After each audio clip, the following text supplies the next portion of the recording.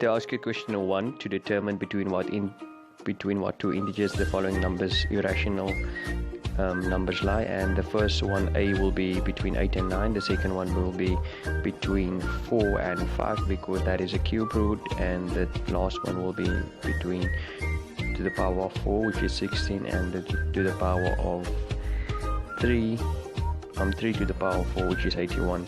Then we ask at question number 2, write in a fraction form where A over B is both integers. Now we did numerous examples of this in class. First we let x equal to the number, and then we multiply x with 10, and then we subtract our first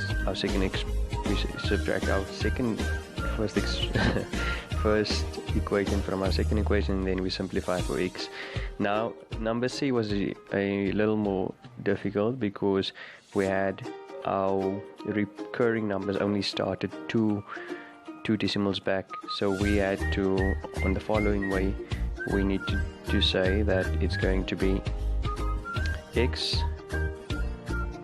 times with 10, and that would be our second equation, and then it would have been x times with 100 to get to the final answer, and we eventually ended up with 62 over 990. At question number 3 of class test 1.1, you will see class plan 1.2, the first.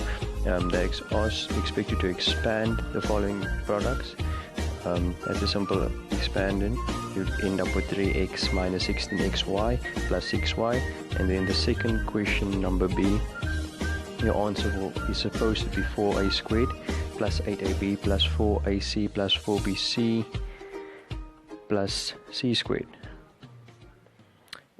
Question number 4a, they ask you to factorize fully. We have p square minus p square between brackets, p plus square between brackets minus 2p square.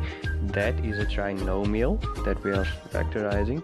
At number B of class test 1.1, we also have a trinomial, and then our factors of 2 and 6, getting us 1 in the middle is 3 and 2. At number 4C, we start off with a common factor, taking out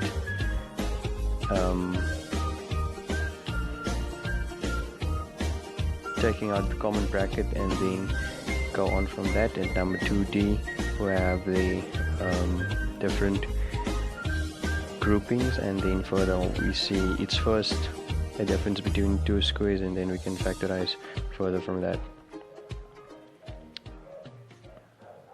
I'm going really fast now. At number 5A, you're asked to simplify. This is a very simple simplification because we're only doing multiplication, and then we simplify at the end.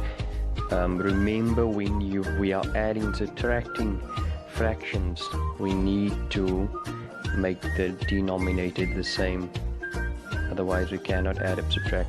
So the first, number 6a, is equal to 3, our second one is equal to 0, and our 6c is undefined, and your table is supposed to look like this. That's for both number 1a and also number 1a2, and any negative number under a square root is not part of the real number system, therefore we say it's part of the imaginary number system. At number 3 of class test 1.2, we have expand the following products, and then we have we can use our formula. So it's the first one squared times with the second one. The first time in the middle term will be first term times second term times 2, and then your last term squared. And then number 3b is an identity of a trinomial times a trinomial, and then number 4, they ask us to factorize fully. I got a little mixed up here the first time, so always test your cross multiplication as well to make sure you get back to your answer. When you factorize and you expand again, you should get back to your answer again.